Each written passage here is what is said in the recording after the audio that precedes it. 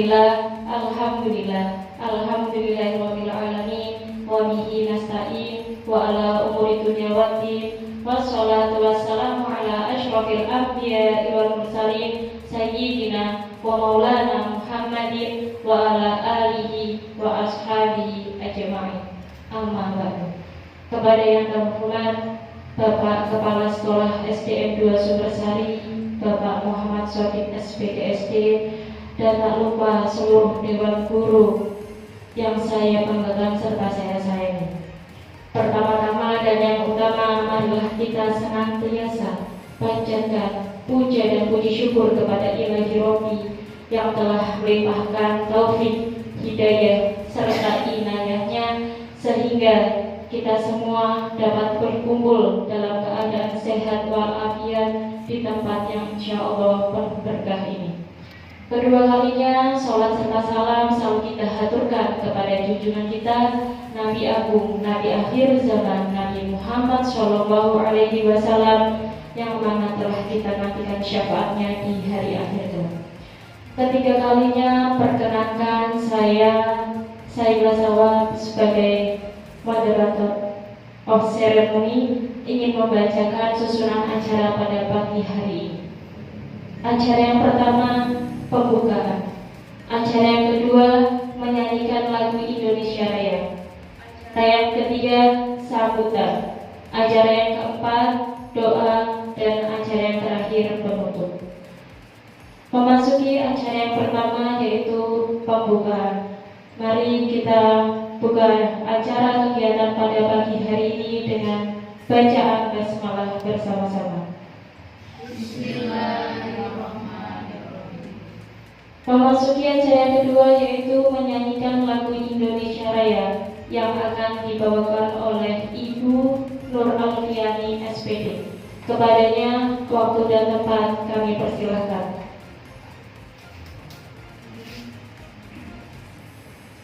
Hadirin dimohon berdiri.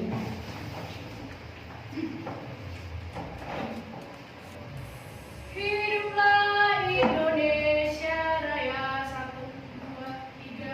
Indonesia tanah airku, tanah tumpah darahku.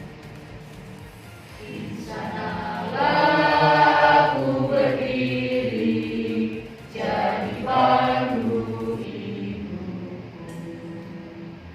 Indonesia kebangsaanku, bangsa dan tanah airku.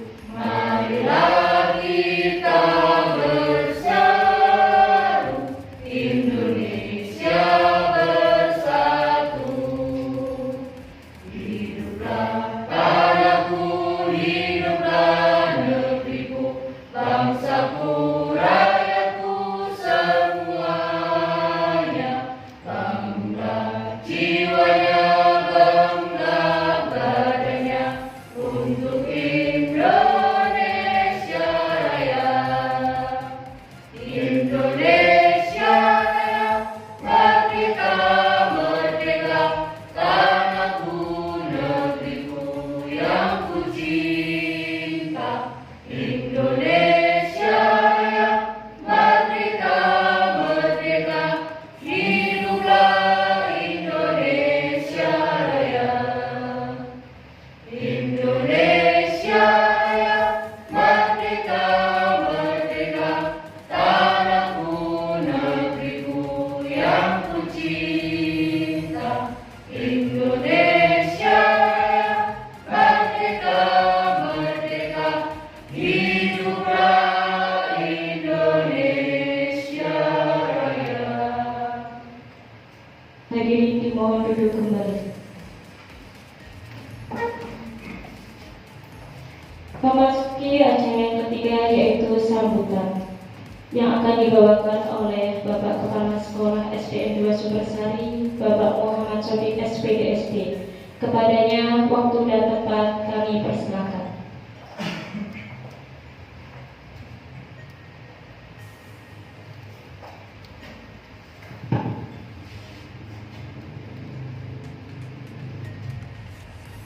Bismillahirrahmanirrahim. Assalamualaikum warahmatullahi wabarakatuh. Waalaikumsalam warahmatullahi wabarakatuh. Yang saya hormati Ibu Yuliani MPD selaku calon penggerak angkatan 7. Yang saya hormati Bapak dan Ibu Guru SDN 2 Sumbersari. Pertama-tama marilah kita panjatkan puja dan syukur kehadirat Allah Subhanahu wa taala. Alhamdulillah pada siang hari ini kita masih diberikan kesehatan, kenikmatan, sehingga kita dapat melaksanakan tugas dan kewajiban tanpa ada suatu hal yang apapun. Selanjutnya, sholawat serta salam marilah kita sampaikan kepada junjungan kita Nabi Muhammad Sallallahu Alaihi Wasallam, yang mana kita nantikan syafaatnya besok di yaumil qiyamah. Bapak Ibu yang saya hormati, pada kesempatan siang hari ini adalah Ibu Siti Yuliani sebagai calon guru penggerak angkatan 7. Marilah kita beri aplaus bersama untuk Ibu Siti.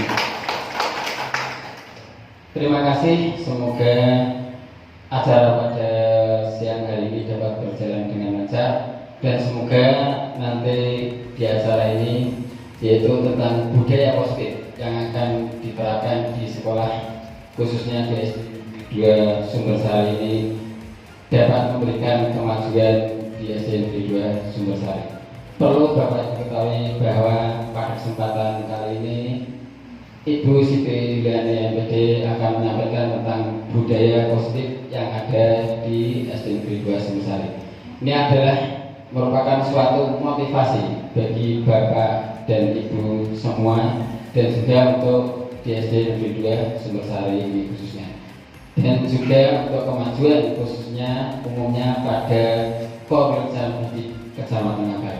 Yaitu marilah kepada Bapak dan Ibu guru, ini adalah support dan motivasi bagi Bapak dan Ibu guru di SD 2 Sumbersari. Demikian sambutan dari saya, kurang lebihnya mohon maaf, dan sekali lagi ini adalah suatu motivasi dan pembiasaan untuk budaya politik di SD 2 Sumbersari. Terima kasih, sambutan dari saya kurang lebihnya mohon maaf. Akhir kata, wassalamualaikum warahmatullahi wabarakatuh.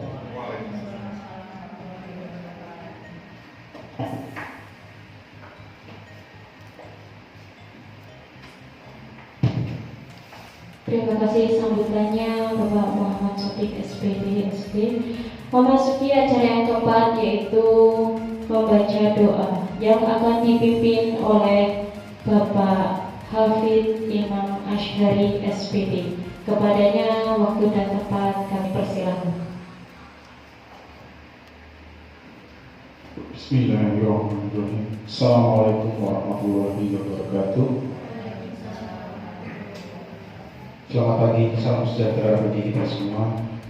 Saya hormati, marilah kita sejenak untuk berdoa, menundukkan kepala agar kegiatan pada pagi hari ini berjalan dengan lancar. Izinkan saya memandu doa dengan agama Islam. Untuk yang non-Islam silahkan bisa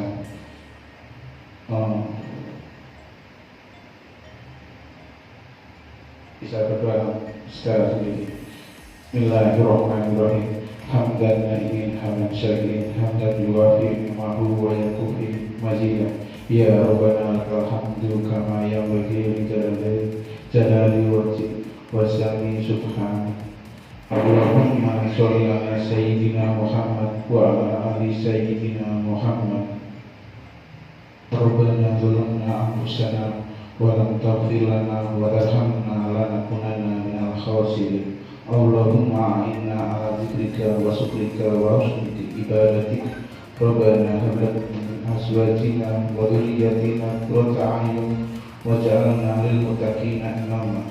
Rabbana atina fid dunya hasanah wa fil akhirati hasanah wa qina adzabannar. Walhamdulillahi rabbil alamin. Assalamualaikum warahmatullahi wabarakatuh.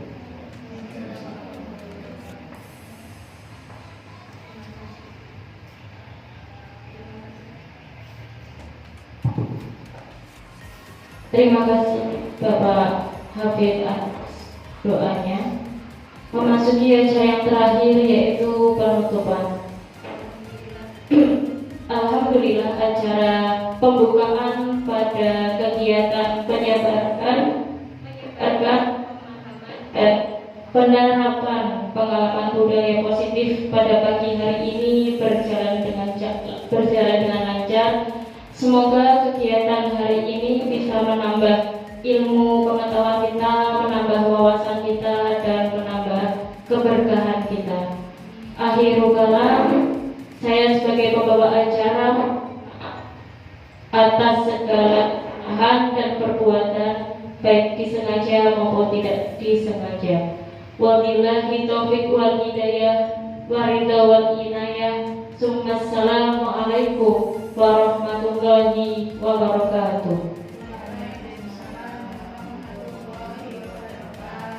Kegiatan ini saya serahkan ke narasumber.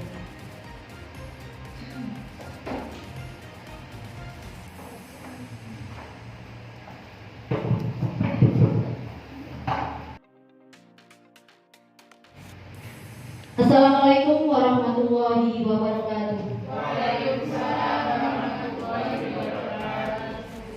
Pada yang terhormat Bapak Kepala Sekolah SD Negeri 2 Sumbersari, Bapak Muhammad Sodik SPD SD, yang saya hormati Bapak Ibu guru beserta tenaga kependidikan dan tamu undangan, saya ucapkan banyak terima kasih kepada Bapak Ibu semua yang berkenan hadir untuk melaksanakan sebuah kegiatan, yaitu diseminasi menyebarkan pemahaman dan penerapan pengalaman budaya positif dalam upaya untuk pemenuhan tugas pendidikan guru penggerak pada modul 1.4 budaya positif bersama saya Siti Yuliani MPD, calon guru penggerak angkatan 7 dari SD Negeri 2 Sumbersari. Nah, Bapak Ibu semuanya, apa kabar? Alhamdulillah, sepertinya agak ngantuk-ngantuk ini. Sudah siang ya. Nah, Bapak Ibu, sebelum kita memulai acara materi nanti diseminasi ini, maka kita baca dengan bacaan basmalah dulu. Semoga dengan bacaan basmalah tadi materi dapat tersampaikan dengan lancar. Bismillahirrahmanirrahim. Nah, selanjutnya Bapak Ibu, untuk memberikan semangat, kita mempunyai sebuah slogan ya. Bila saya menanyakan tentang SD Negeri 2 Sumbersari, bagaimana biasanya jawabannya? Juara. Bergerak, bergerak, menggerakkan. Nah, ulangi ya, biar semangat. Ya. SD Negeri 2 Sumbersari, juara. Bergerak, bergerak, menggerakkan. Terima kasih, tepuk tangan untuk kita semuanya. Ya. Nah, sebelum nanti masuk pada konsep inti pada budaya positif, nah di sini kira-kira yang terbesit dalam benak Bapak Ibu tentang budaya positif itu bagaimana? Ada yang bisa memberikan jawaban? Yang baik. Gimana itu? Budaya positif adalah kebiasaan yang baik. Iya. Apa lagi? Ada lagi? Kebiasaan yang baik, terutama ini telah saya sudah dilakukan di SD 2 Sumbersari. Di antaranya adalah senyum budaya, senyum, salam, dan salam. Iya. Iya, betul sekali ya. Iya, budaya positif itu sesuatu kebudayaan atau budaya yang mewujudkan peserta didik mempunyai karakter berakhlakul karimah. Nah, dalam budaya positif ini ada konsep inti yang akan kita bahas pada pagi hari ini, yaitu perubahan paradigma belajar, disiplin positif, nilai-nilai kebajikan, kebutuhan dasar manusia, motivasi perilaku manusia, posisi kontrol guru, dengan kelas, dan segitiga restitusi. Nah, sepertinya ini agak asing ya, restitusi, terus untuk apa? Posisi kontrol guru seperti apa? Nah, kita langsung saja ya. Perubahan paradigma belajar. Nah, Dari segi perubahan paradigma belajar, pastinya tidak asing lagi dengan dua kata ini. Yang saya akan katakan, yang pertama, pembelajaran berpusat pada murid. Yang kedua, pembelajaran berpusat pada guru. Nah, ada yang bisa menanggapi untuk hal ini? Iya, diberikan. Baik, terima kasih atas waktunya Bu Yuli. Jadi menurut saya perubahan paradigma belajar itu adalah di awal kita itu belajar itu adalah berpusat pada guru. Jadi selama ini guru itu sebagai sumber utama belajar. Jadi anak-anak itu menjadi objek belajar. Jadi semua sumber itu bersumber pada guru. Namun dengan adanya perubahan paradigma belajar di kurikulum Merdeka ini, kita belajar untuk bergeser kepada pembelajaran yang student center atau berpusat pada murid. Artinya guru di sini hanya sebagai fasilitator, pembimbing dan pengawas, sehingga anak nanti bisa mengalami pengalaman belajar dari apa yang sudah mereka kerjakan. Begitu. Terima kasih. Wah, sepertinya guru-guru di sini, saya yakin guru-guru di Sumber Lestari ini karena sekolah penggerak pastinya sudah melaksanakan pembelajaran paradigma baru. Nah, betul sekali apa kata Bu Rika tadi, pastinya semuanya juga sama pandangannya, sama dengan Bu Rika. Nah, menggunakan prinsip apa pembelajaran berdiferensiasi ini? Nah, sehingga peserta didik belajar sesuai dengan kebutuhannya berdasarkan tahap perkembangan sesuai teori psikologi modern untuk mewujudkan profil pelajar Pancasila. Nah, hal ini sesuai dengan filosofi Ki Hajar Dewantara bahwa pendidikan itu bersifat menuntun kodrat anak, ya, menebalkan tingkah laku yang baik, memperbaiki tingkah laku yang buruk. Jadi menuntun. Nah, pastinya tidak asing lagi dengan ini ya Bapak Ibu ya. Apa ini? Apa ini? Profil pelajar Pancasila. Ada berapa dimensi? Ada 6 dimensi. Nah, di sekolah kita karena sekolah penggerak, kita sebagai motor atau sebagai penggerak untuk mewujudkan profil pelajar Pancasila. Profil pelajar Pancasila yang pertama yaitu beriman dan bertakwa kepada Tuhan Yang Maha Esa dan berakhlak mulia. Nah, siswa kita mempunyai jiwa keimanan kepada Tuhan Yang Maha Esa dan juga berakhlak mulia. Yang kedua, berkebinekaan global. Berkebinekaan global ini sesuai dengan negeri kita, yaitu berbudaya yang beraneka ragam. Nah, yang ketiga, bergotong royong. Bergotong royong di sini tidak hanya bergotong royong dalam hal kebersihan saja, misalkan hanya membuang sampah, tapi peserta didik diharapkan mampu berkolaborasi, bekerja sama, baik bekerja sama dengan siswa, bekerja sama dengan guru, dan bekerja sama dengan anggota yang ada di sekolah maupun di rumah.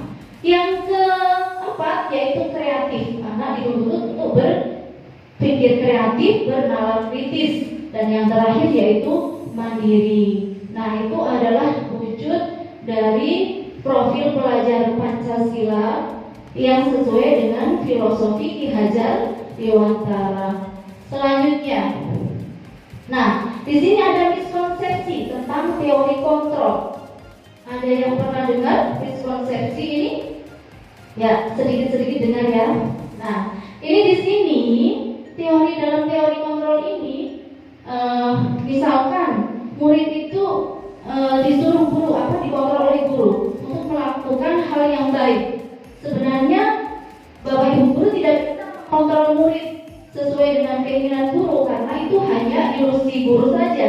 Itu namanya ilusi guru mengontrol murid. Yang selanjutnya, ilusi bahwa kritik dan membuat orang merasa bersalah dapat menguatkan karakter.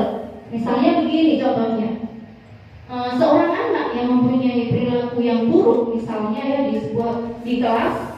Nah, Bapak Ibu guru mengkritik dengan kata-kata misalnya negatif, tapi diperhalus.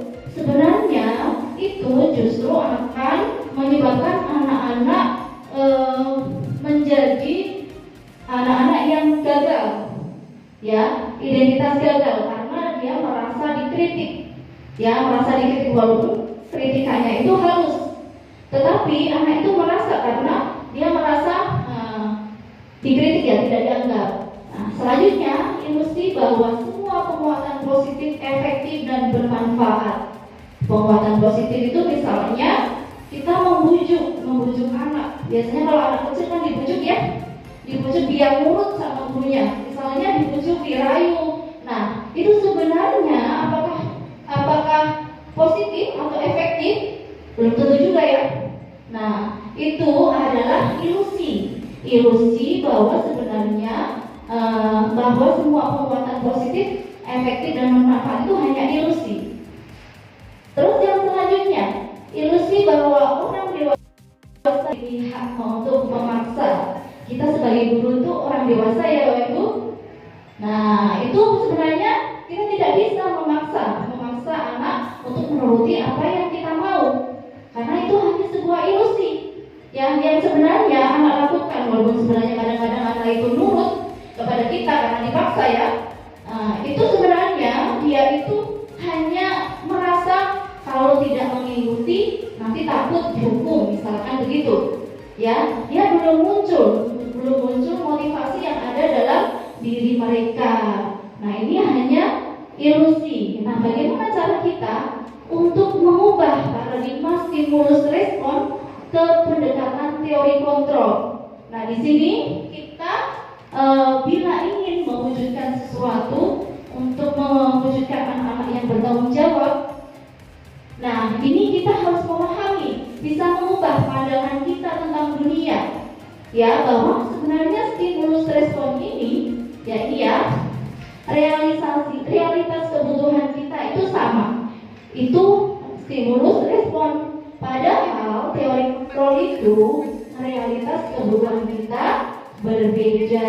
Nah, ini kebutuhan kita itu tidak sama, tetapi sebenarnya di awal itu kita menganggapnya bahwa kebutuhan kita sama. Padahal sebenarnya dalam teori kontrol tentang dunia ini kebutuhan kita berbeda. Nah, selanjutnya pada stimulus respon. Di sini semua orang melihat hal yang sama. Jadi pandangan orang itu sama. Menurut kita sama. Berarti kalau memandang sesuatu yang buruk itu semua jelek. Itu menurut kita. Padahal itu menurut teori kontrol, setiap orang memiliki gambaran yang berbeda, ya. Terus untuk yang stimulus respon selanjutnya, kita mencoba mengubah agar orang berpandangan sama dengan kita. Nah, ini kadang-kadang kita yang mengubah orang, ya. Anak-anak itu harus nurut pada gurunya, gitu kan? Nah, itu sebenarnya itu hanya stimulus respon. Sebenarnya teori kontrolnya semua kita berusaha memahami pandangan orang lain tentang dunia. Jadi bukan untuk kita mengubah orang lain, tetapi kita memahami kebutuhan orang itu atau pandangan orang terhadap sesuatu itu berbeda. Selanjutnya, perilaku buruk dilihat sebagai suatu kesalahan. Kadang-kadang kita sebagai guru itu sudah menilai anak itu susah diatur, gitu kan? Nah, itu adalah stimulus respon, ya. Perilaku buruk dilihat sebagai suatu kesalahan, padahal belum tentu juga, ya tak? Semua perilaku memiliki tujuan. Pastinya anak berperilaku buruk itu ada tujuannya atau sesuatu kebutuhan yang belum dia dapatkan, makanya mereka berperilaku buruk. Nah, selanjutnya orang lain bisa mengontrol saya, ya, itu kan yang teori kontrol tadi. Padahal hanya Anda yang bisa mengontrol diri Anda sendiri. Jadi kita tidak bisa mengontrol orang lain untuk mengikuti kemauan kita, tetapi yang bisa mengontrol diri kita sendiri adalah kita sendiri, ya Bapak Ibu. Ini yang selanjutnya, saya bisa, ini tadi Pemaksaan ada pada saat rujukan gagal. Terus yang teori kontrol, kolaborasi dan konsensus menciptakan pilihan-pilihan baru. Nah, kolaborasi di sini kita memandang jika anak berperilaku buruk misalnya, itu kita mencoba untuk bekerja sama, berkolaborasi, atau membuat suatu konsensus. Apa itu konsensus? Apa? Kesepakatan ya.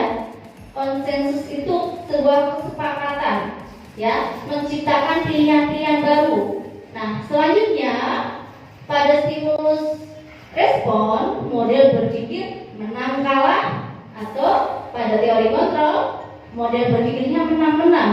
Bapak Ibu pernah dengar nggak win-win apa? Ya, win-win solution, menang-menang gitu kan?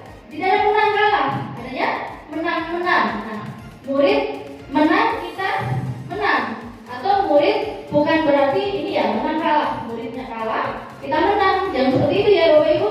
Kita harus mengubahnya menjadi model berpikir menang-menang. Jadi bisa menggeser dari identitas gagal ke identitas sukses. Nah, selanjutnya masih semangat Bapak Ibu?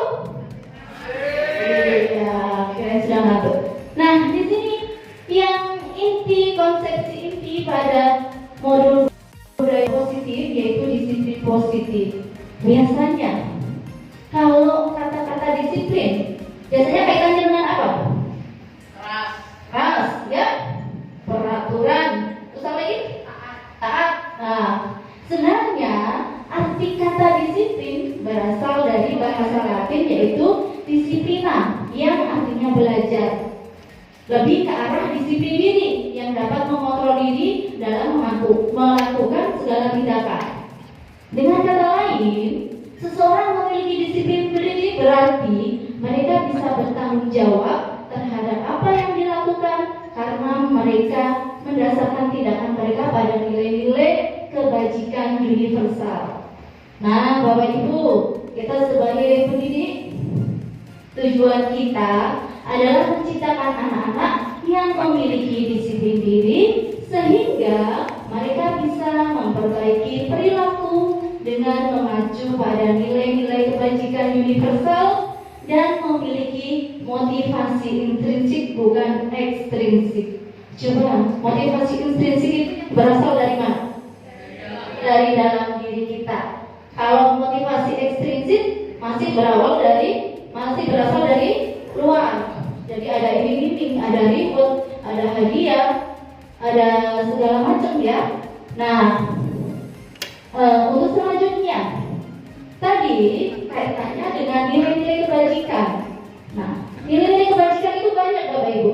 Nilai kebajikan itu banyak dari instansi, ada dari organisasi itu banyak sekali. Nah, yang di sini saya menuliskan ada tiga, yaitu profil pelajar Pancasila. Ya, itu dari beriman, bertakwa kepada Tuhan Yang Maha Esa dan berakhlak mulia, mandiri, bernalar kritis, berkepentingan global, bergotong royong kreatif.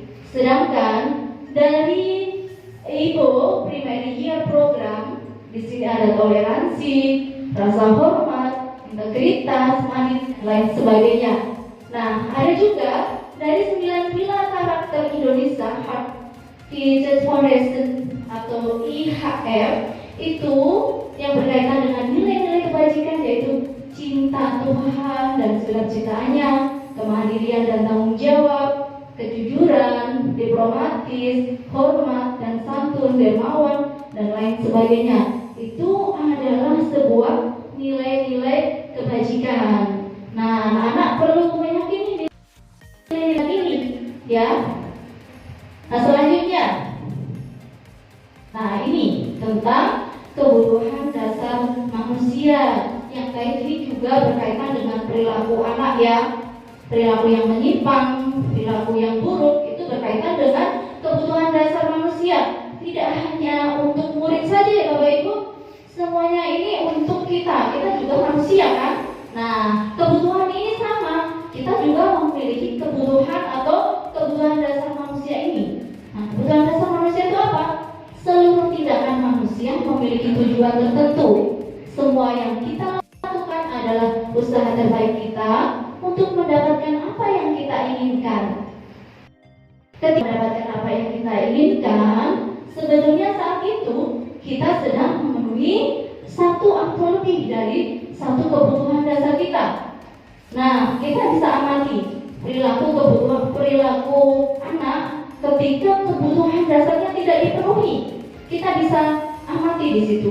Nah, selanjutnya, apa saja kebutuhan dasar manusia ini? Nah, ada lima kebutuhan dasar manusia, yaitu kebutuhan bertahan hidup, kasih sayang dan rasa diterima atau kebutuhan untuk diterima, penguasaan atau kebutuhan pengakuan atas kemampuan, kebebasan kebutuhan akan pilihan, kesenangan kebutuhan untuk merasa senang. Nah, ini adalah 5 dasar kebutuhan manusia. Kita bahas satu persatu. Kebutuhan bertahan hidup. Nah, ini berkaitan dengan 3 aspek: fisiologis, biologis, psikologis. Nah, contohnya bagaimana? Pada saat anak di kelas, kadang-kadang ya, mereka tidur saja, tiba-tiba gurunya marah-marah. Padahal kita belum tahu kebutuhan mereka apa. Bisa jadi dia lapar, bisa jadi dia puasa, bisa jadi dia kurang tidur. Nah, dia itu kebutuhan fisiologis dia itu belum tercukupi. Bisa jadi dia lagi sakit. Nah, makanya kita harus tahu dulu bagaimana memperlakukan anak, ya, yang berkaitan dengan kesehatan, rumah, dan makanan itu kebutuhan fisiologis. Nah, apa yang kebutuhan biologis ini Bapak Ibu? Sebagai bagian dari proses reproduksi, yang ya berumah tangga itu juga kebutuhan dasar manusia, ya, karena itu untuk proses produksi. Nah, yang selanjutnya psikologis. Pada kebutuhan ini meliputi kebutuhan akan perasaan aman. Nah, kadang-kadang anak-anak itu di kelas itu mempunyai perilaku yang buruk atau tidak sama dengan temannya. Nah, kemungkinan kebutuhan bertahan hidup dia itu mungkin saja belum terpenuhi. Misalkan mereka datang terlambat, bisa saja kan dia itu rumahnya kebanjiran, ibunya belum masak, gitu kan. Nah, itu adalah sebuah kebutuhan bertahan hidup. Yang kedua, kasih sayang dan rasa diterima, kebutuhan untuk diterima. Nah, kebutuhan dari 2 sampai 5 nanti itu semuanya berkaitan dengan psikologis, hubungan dan koneksi sosial. Memberi dan menerima kasih sayang menjadi bagian dari suatu kelompok. Keinginan untuk berhubungan dengan orang lain seperti teman, keluarga, pasangan hidup, teman kerja, binatang peliharaan, dan kelompok lainnya. Nah, itu kemungkinan kadang-kadang kalau anak-anak itu sama temannya suka mengganggu. Nah, mungkin kurang kasih sayang. Nah, kebutuhan dasar dia itu belum tercukupi karena di rumah misalkan ditinggal ibunya pergi ke luar negeri, jadi ibunya tidak memperhatikan. Jadi mereka kurang kasih sayang. Nah, itu perilaku buruk dari anak tersebut. Nah, Bapak Ibu, kita harus mengetahui dulu perilaku apa yang muncul, kebutuhan apa yang belum anak terima, kebutuhan apa yang belum anak penuhi. Jadi anak berperilaku menyimpang atau berperilaku buruk. Nah, seperti itu ya. Masih mau lanjut? Ya, biar ini ya, kayaknya udah ngantuk. Iya, SD. Ya, kita SD 2 di Sumbersari. Tergerak, menggerakkan. Iya, tepuk tangan untuk kita semuanya. Iya, selanjutnya kebutuhan dasar yang ketiga, penguasaan kebutuhan, pengakuan atas kemampuan. Nah, kekuatan untuk mencapai sesuatu yang menjadi kompeten, menjadi terampil, diakui atas prestasi dan keterampilan kita, didengar dan memiliki rasa harga diri, dianggap berharga, bisa membuat perbedaan, bisa membuat pencapaian kompeten, diakui dan dihormati. Nah, hal ini kadang-kadang penguasaan di kelas itu kadang-kadang ada kan anak-anak yang sukanya maju saja, sukanya diperhatikan, sukanya memimpin temannya, gitu kan. Nah, mungkin belum terpenuhi, mengatur temannya, gitu kan? Jadi ketua geng misalnya, itu adalah suatu kebutuhan mereka, kebutuhan dasar mereka untuk memimpin temannya.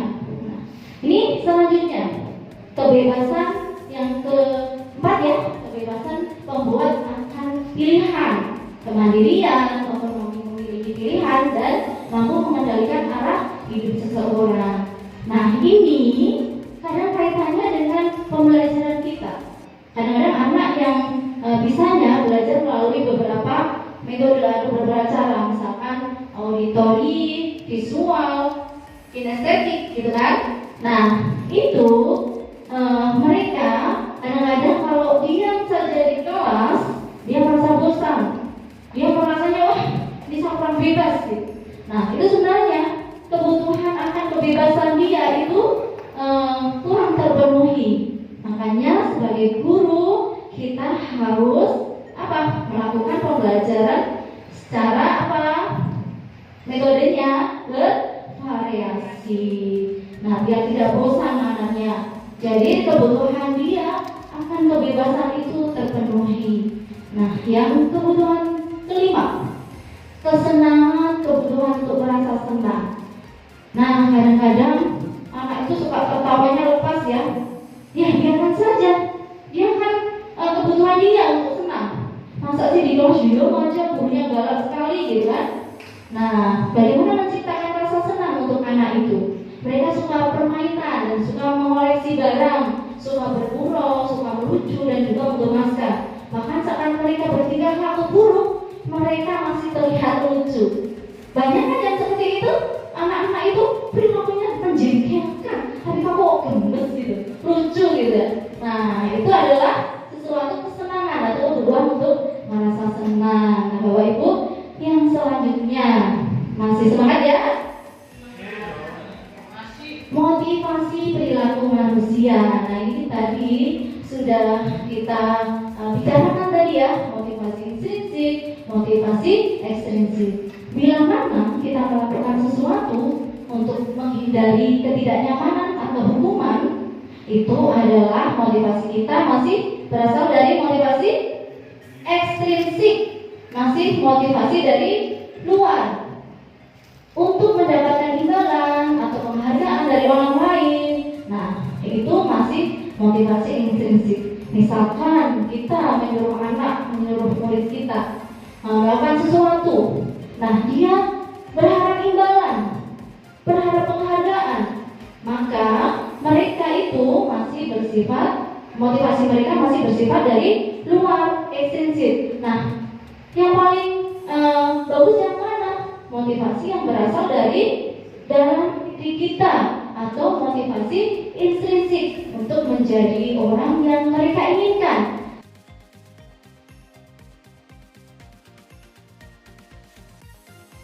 Dan itu kalau di dalam kelas kita membuat keyakinan kelas agar apa?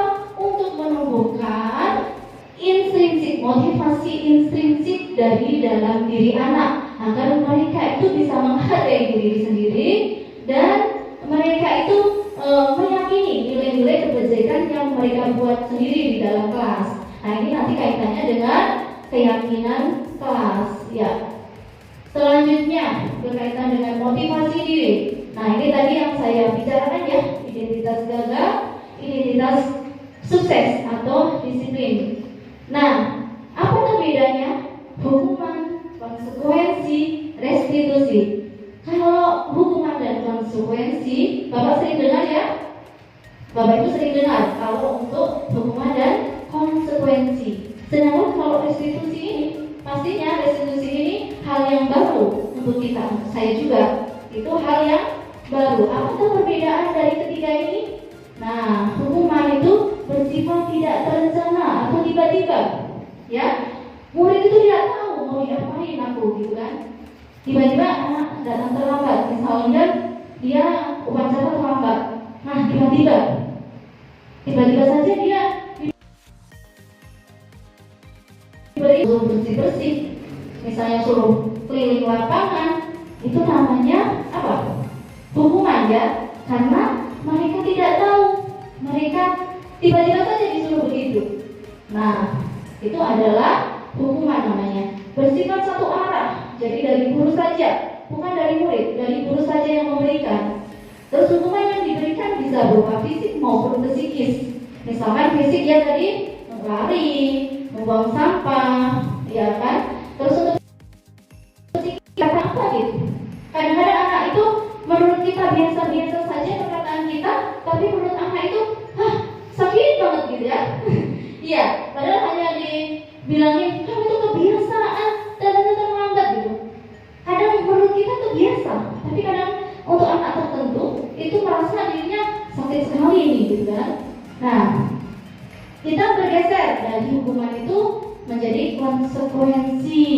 Nah, konsekuensi ini terencana atau sudah disepakati. Misalkan di sekolah kita ada tata tertib, ada peraturan. Nah, itu konsekuensinya sudah tercatat.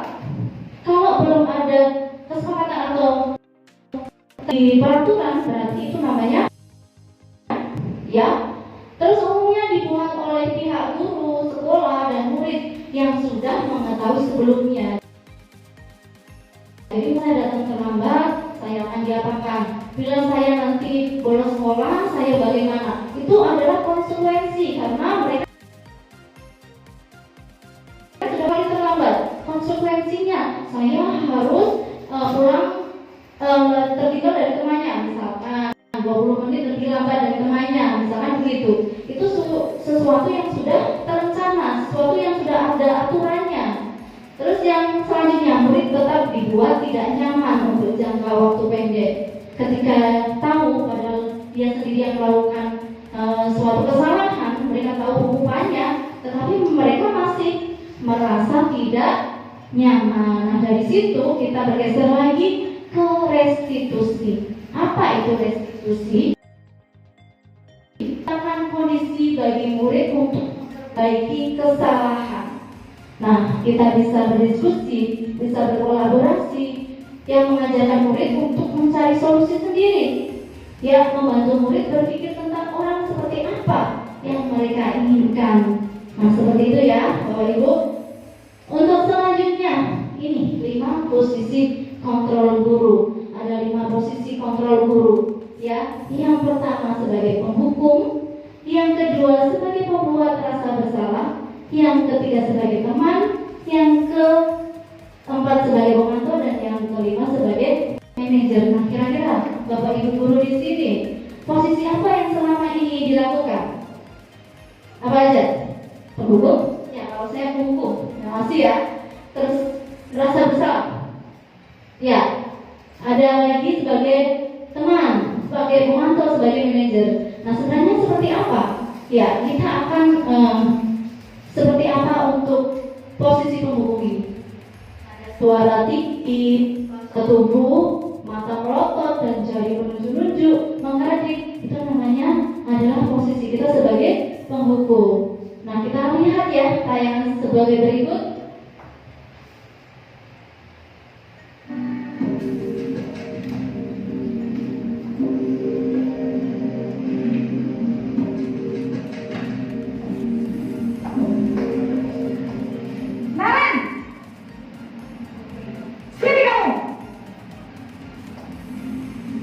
Selamat pagi, Bu. Selalu terlambat. Kamu deh, pasti terlambat. Maaf, Bu. Saya Apa? Apa coba? Alasan kamu apa lagi? Kapan sih kamu tidak terlambat? Malas sekali ya kamu jadi anak. saya Dasar pemalas. Gak kapok-kapok sih kamu. Sudah berapa kali terlambat? Sana, kamu keliling lapangan basket 2 kali. kenapa saya harus ke lapangan basket, Bu? Kenapa? Kamu tuh orang ibu. Berani-beraninya jawab. Sudah terlambat, masih berani jawab pula.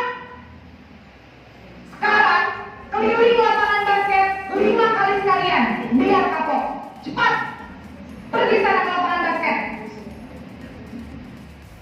Nah, Bapak Ibu, ini adalah tiba-tiba atau posisi kita sebagai penghukum. Nah, anak tidak tahu, karena tidak terencana.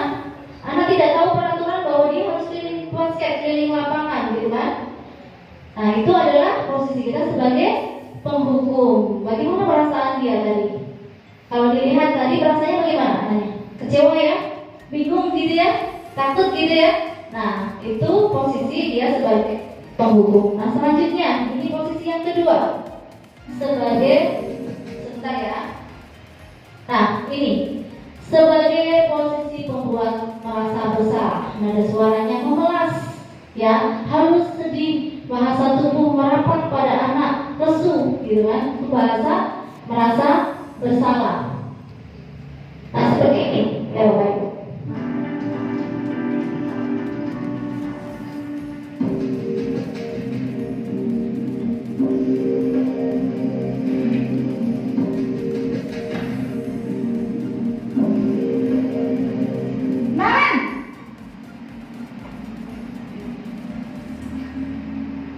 Selamat pagi Bu. Naren, kamu kenapa terlambat lagi, nak? Ya Tuhan, Naren, kamu senang ya bikin ibu susah ya? Kalau kamu terlambat lagi, nanti ibu yang ditegur bapak kepala sekolah, nak. Disangka ibu tidak bisa membina kamu. Duh, gimana ini? Maaf Bu. Gusti Naren, kamu suka ya kalau ibu ditegur bapak kepala sekolah? Terus, sekarang ibu harus tulis apa ya di buku absen? Ini kamu sudah sering terlambat, Lek. Ibu harus apa coba? Maaf Bu. Maaf sekali. Ya sudah, lain kali jangan bikin ibu susah lagi ya, nak ya. Ibu tidak akan kuat lagi kalau kamu gini terus. Bisa jantungan kalau ibu ditegur bapak kepala sekolah. Sana cepat ke kelas. Maaf ya Bu. Maaf sekali. Nah, pastinya Bapak Ibu di sini pernah melakukan hal tersebut ya, misalkan dengan cara apapun, maksudnya bukan harus sama dengan yang tadi, tetapi kadang-kadang kita juga melakukan hal itu, posisi kita sebagai merasa bersalah. Nah, posisi yang ketiga lah, ya, posisi sebagai teman. Nada suaranya ramah, akrab, bercanda, bahasa tubuh merapat pada murid, mata dan senyum jenaka. Nah, biasanya ada yang seperti ini. Iya, kita saksikan ya untuk tayangannya.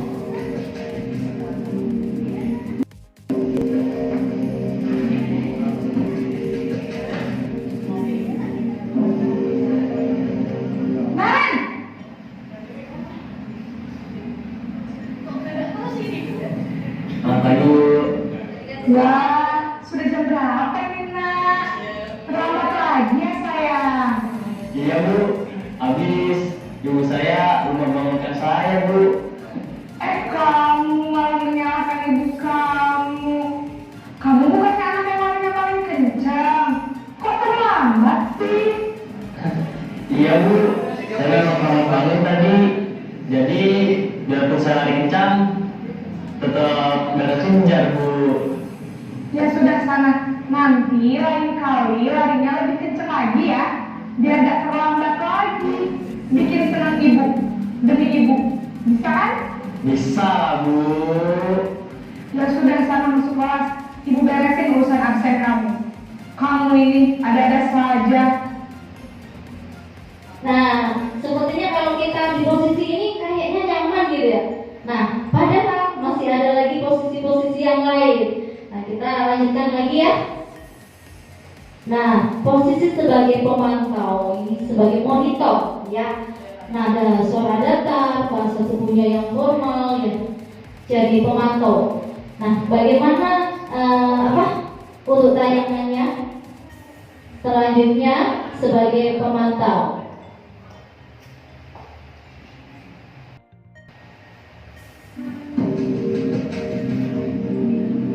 Tokohnya masih sama, Naren ya.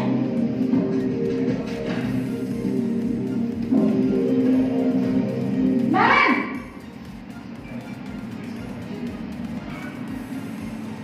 Selamat pagi Bu. Naren, apa peraturan sekolah kita tentang jam berapa kita harus masuk sekolah, nak? Kita harus di sekolah jam 7 Bu. Iya betul, sekarang sudah jam 7.20. Naren sudah tahu konsekuensinya jika terlambat hadir. Paham Bu, saya harus tinggal kelas pas jam istirahat selama 20 menit. Iya benar, konsekuensinya demikian. Jadi nanti jam 9.30 pas istirahat, kamu harus tinggal di kelas, kerjakan tugas tambahan untuk ketertinggalan kamu, ya? Baik Bu. Nah, itu Bapak Ibu. Untuk selanjutnya, ini adalah posisi yang kita dapatkan. Untuk selanjutnya, posisi yang harus kita bisa atau kita sebagai guru, itu adalah posisi berikut, yaitu posisi manajer. Nada suara tulus, bahasa tubuh tidak kaku, mendekatkan murid. Nah, apa yang terjadi? Kita lihat bersama-sama.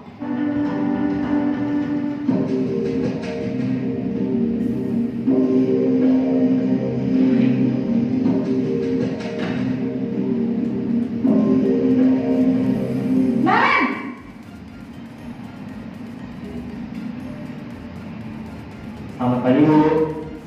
Selamat pagi Naren. Maaf Bu, saya terlambat. Iya, sekolah masuknya jam 7, sekarang sudah jam 7.20. Jadi sekarang bagaimana ini Naren? Maaf Bu, saya lupa setel alarm saya semalam. Baiklah, menurut kamu, keyakinan sekolah yang mana yang perlu kamu tingkatkan? Menghargai diri sendiri dan orang lain mungkin ya Bu. Setuju. Jadi, apakah Naren meyakini prinsip saling menghormati tersebut? Iya Bu, saya meyakininya. Apakah Naren bersedia memperbaiki masalah keterlambatan ini? Bersedia Bu. Bagaimana kamu akan perbaiki masalah keterlambatan ini? Saya akan coba untuk tidak lupa menyetel alarm saya Bu. Baik, kalau Naren lupa menyetel alarm di rumah, ada orang yang kira-kira bisa bantu mengingatkan tidak? Ada Bu, kakak saya, Kak Emma. Ada lagi selain Kak Emma? Selain Kak Emma, ada ibu saya. Baik, jadi yang mengingatkan Naren adalah Kak Emma dan ibu kamu ya? Kira-kira akan mulai set alarm kapan nih Naren? Setelah pulang sekolah, akan segera saya lakukan. Baik, jadi Naren akan setel alarm untuk bangun besok pagi dan akan diingatkan oleh kakak dan ibunda Naren ya. Ada lagi yang mungkin perlu dilakukan Naren agar tidak terlambat bangun lagi? Tidak ada Bu. Baik Naren, terima kasih untuk kerjasama kamu. Sekarang kamu perlu kembali ke kelas untuk belajar. Baik Bu, terima kasih. Nah, Bapak Ibu, itu adalah posisi seorang manajer. Nah, dapat baiki sedikit demi sedikit untuk mencapai posisi ini. Ya, Bapak Ibu semuanya? Iya. Untuk pemahaman, ini sebagai pemahaman, posisi kontrol apakah? Ya, aku. Coba, Adi, ayolah. Bagaimana sih kamu kemarin ya? Kamu sudah janji ke ibu kan? Kenapa terlambat lagi? Sambil tertawa. Nah, ini kira-kira posisi sebagai apa? Iya, coba.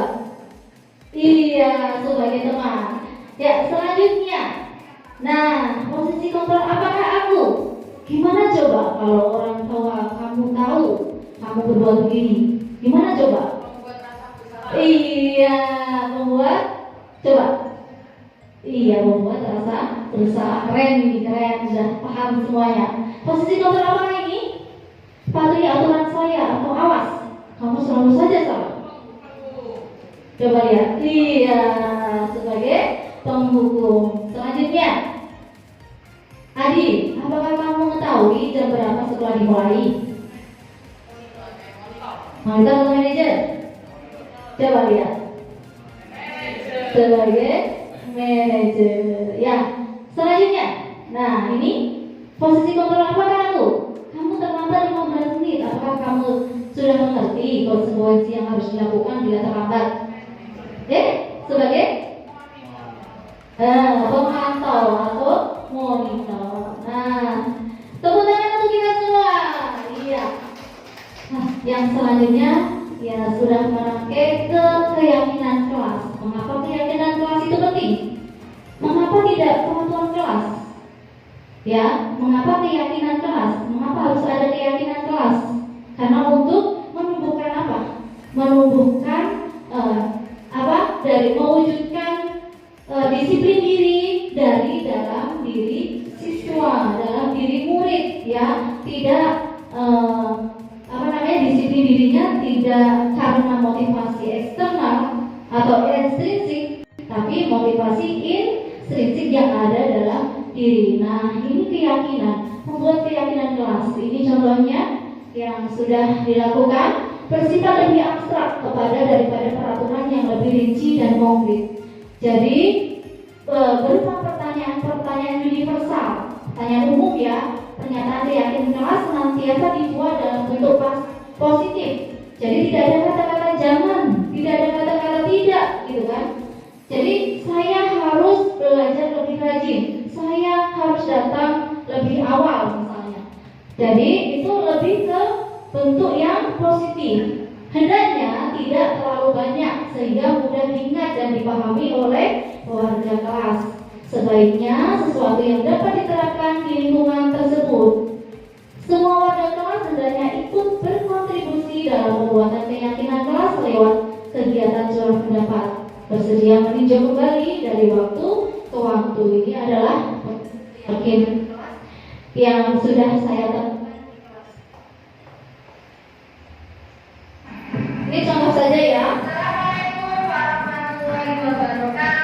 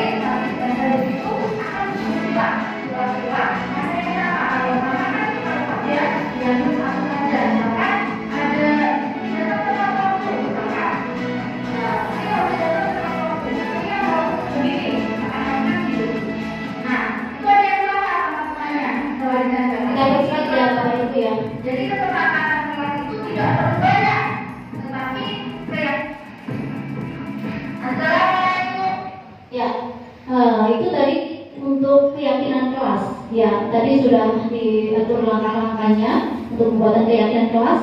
Selanjutnya yang kita belum pernah lakukan ya, ini adalah segitiga restitusi. Nah, segitiga restitusi itu apa aja?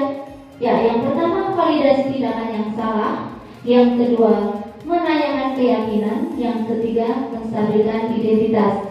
Nah, segitiga restitusi adalah suatu proses dialog yang dilakukan oleh guru atau orang tua agar murid menjadi mandiri dan bertanggung jawab. Nah, segitiga restitusi yang sudah pernah saya lakukan di kelas, yaitu suatu kasus bersama dengan murid. Ini adalah studi kasus yang pertama, itu menstabilkan identitas.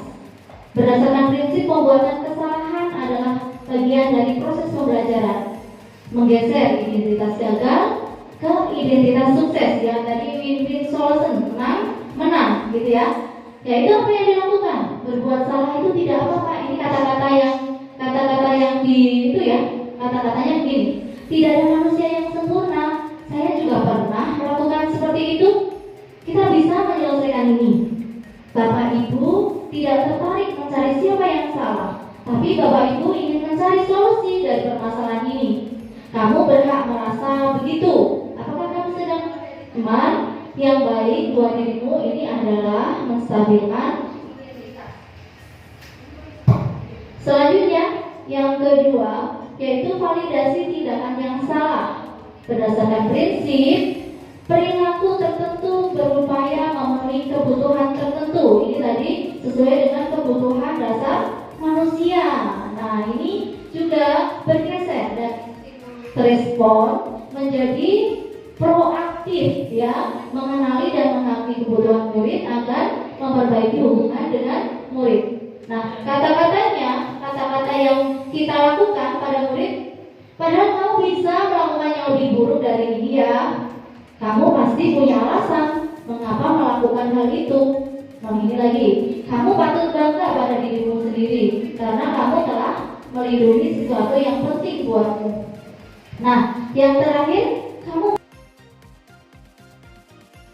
boleh menambah sikap yang baru. Nah, ini adalah yang terakhir, menanyakan keyakinan kelas. Makanya, apa pentingnya keyakinan kelas? Itu untuk meng-cross-check atau memvalidasi anak-anak tadi. Keyakinan kelas mana yang sudah dilanggar? Keyakinan kelas yang sudah disepakati mana, gitu kan?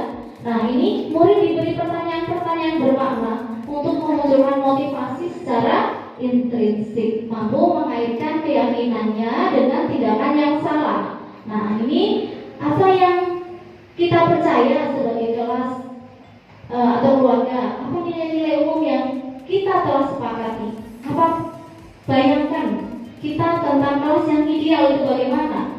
Kamu mau jadi orang yang seperti apa? Itu namanya menanyakan keyakinan. Ya, karena kita sudah membuat keyakinan kelas tadi. Jadi ketika murid itu melakukan sesuatu yang buruk, itu kita bisa menanyakan kembali keyakinan yang sudah dilanggar oleh anak tersebut. Seperti itu. Nah, ini adalah contoh penerapan segitiga restitusi yang sudah pernah saya lakukan.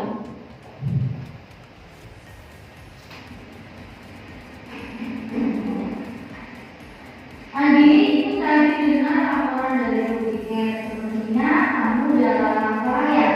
Apa yang bisa dilakukan? Apa yang terjadi? Iya Bu, tadi pada jam belajar agama saya kalah sama Budi dan dari itu sampai saat listrik di belakang itu pecah Bu. Kamu marah-marah membantu ibu sampai politik di belakang itu. Iya Bu. Andi, ada informasi yang akan kamu tambah? Saya sangat emosi Bu karena Budi mengganggu saya terus saat mengerjakan tugas listrik juga menjaga kerja saya tapi saya tidak sengaja memisahkan soal listrik Bu. Apakah kamu tahu kamu dalam masalah hari ini? Iya. Baiklah, ibu di sini bukan untuk mencari siapa yang salah. Ibu di sini untuk mencari penyelesaian sama-sama, berpikir sama-sama tentang apa yang bisa kita lakukan untuk memperbaiki situasi ini. Kamu pasti melakukan ini ada alasannya ya. Pasti kamu sangat emosi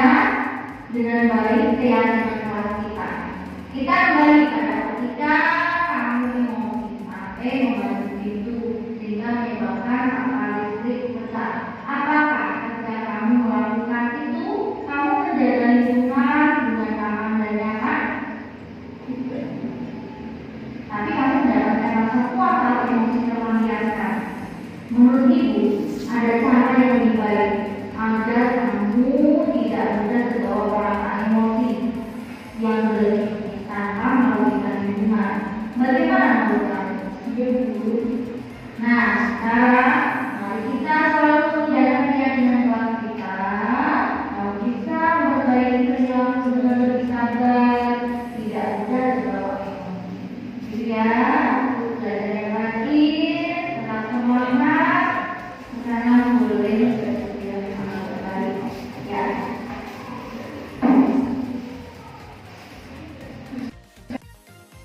Aku perkenalkan nama saya Andi, saya kelas 5. Saya sangat senang sekali diajak diskusi oleh pembimbing. Saat saya malas, seharusnya saya dapat menghentikan diri.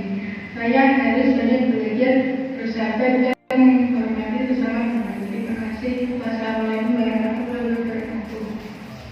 Iya, itu adalah suatu contoh kasus ya yang bisa kita lakukan untuk melakukan segitiga restitusi. Mungkin Bapak Ibu sudah melakukan hal ini, tapi kadang-kadang tidak tahu ya namanya apa, gitu kan? Ini adalah segitiga restitusi. Jadi kita harus menstabilkan identitas, menanyakan keyakinan, gitu ya. Nah, selanjutnya Bapak Ibu, kita tidak terasa kita sudah di penghujung acara ya pada siang hari ini. Masih semangat? Iya, ini penutupnya. Budaya positif di sekolah membentuk karakter murid, guru, dan visi misi sekolah. Budaya positif tersebut dapat dijalankan dengan menerapkan konsep-konsep inti seperti disiplin positif, memahami motivasi perilaku manusia berkaitan dengan hukuman dan penghargaan, posisi kontrol seorang guru, pembuatan keyakinan kelas atau sekolah, dan penerapan segitiga restitusi dalam penyelesaian masalah. Tentunya untuk mewujudkan hal ini membutuhkan proses yang tidak bisa dilakukan dalam waktu singkat. Selain itu, proses ini juga membutuhkan keterlibatan semua pemangku kepentingan di sekolah. Nah, Bapak Ibu, semoga sekolah kita dapat mewujudkan budaya positif yang dapat kita sebarkan. Tidak hanya guru saja yang harus tahu ya, tetapi murid kita juga harus tentang budaya positif. Jadi kita bisa menyebarkan pemahaman dan menerapkan pengalaman ini kepada murid-murid kita. Itu ya Bapak Ibu, setuju? Iya, terima kasih atas waktunya, atas perhatiannya. Mohon maaf atas segala kehilangan. Billahi taufiq wal hidayah. Wassalamualaikum warahmatullahi wabarakatuh.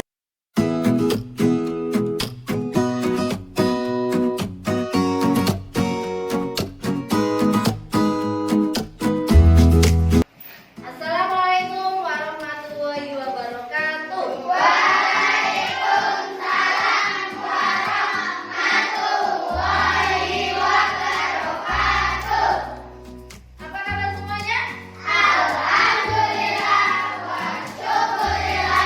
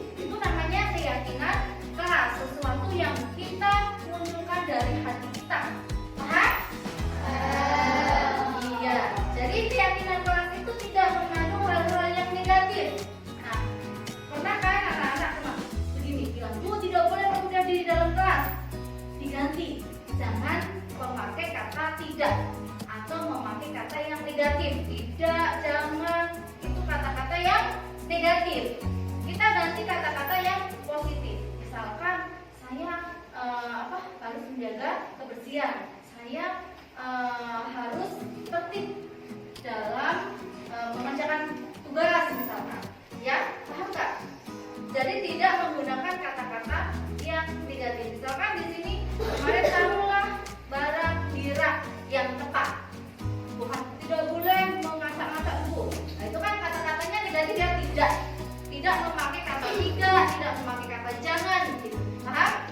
Nah, pastinya nanti di seluruh siswa ini kan mempunyai pemikiran sendiri-sendiri ya, sesuai keinginannya sendiri-sendiri. Nah, nanti ditulis aja satu. Nanti kalau setelah ditulis, nanti ditempel di situ akan berpilah mana yang sama. Kalau sama kan kita lepas ya, diambil satu saja. Misalkan ada di sini datang tepat waktu, misalkan. Saya harus datang tepat waktu. Saya harus begini, misalkan kamu kan gitu. Nah, itu ada yang sama teman-temannya. Setelah ditempel, nanti dipilih salah satu. Jadi kesepakatan kelas itu tidak perlu banyak, tetapi keyakinan kelas itu yang kita yakini untuk memberi rasa aman di dalam kelas, ya. Misalkan kamu sukanya biar ini kelasnya aman, bagaimana? Misalkan saya harus mengerjakan piket, saya harus mengerjakan tugas PR, misalkan tugas yang diberikan oleh guru tepat waktu, misalkan begitu. Jadi satu aja yang anak-anak yakini, paham?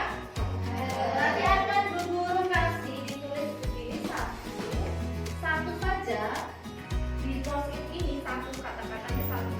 Kata-katanya harus yang positif, ya.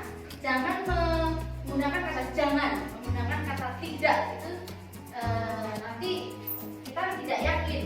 Misalkan anak-anak percaya kan kalau kita berdoa itu akan dilindungi Allah, percaya? Yakin? Yakin? Nah, seperti itu keyakinan kelas itu seperti itu.